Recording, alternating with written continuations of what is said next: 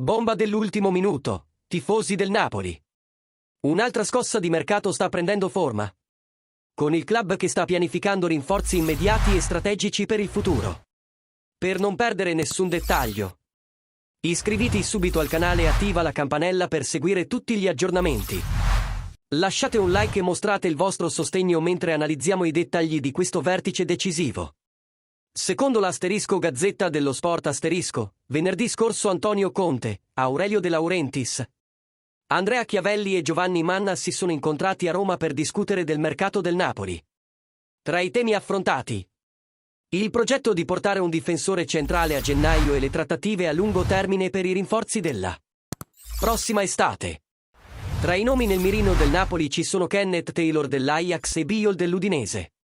Tuttavia, la priorità del club resta Patrick Dorgu del Lecce, valutato 40 milioni di euro.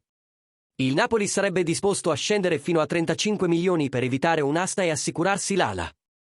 L'idea sarebbe quella di chiudere l'affare a gennaio, ma con il giocatore che si aggregherà alla squadra solo in estate. Si è parlato anche della situazione di Victor Osimhen, che si è messo in luce al Galatasaray e potrebbe attirare offerte già nella prossima finestra di mercato. Il Napoli resta attivo e strategicamente posizionato per cogliere le migliori opportunità sul mercato. Ora vogliamo sapere da voi, tifosi del Napoli, pensate che Dorgu, Taylor o Biol sarebbero i rinforzi ideali per la squadra? E per quanto riguarda Osimhen, è il momento giusto per valutare la sua partenza? Lasciate le vostre opinioni nei commenti e restate sintonizzati per ulteriori notizie sul mercato dei trasferimenti del Napoli.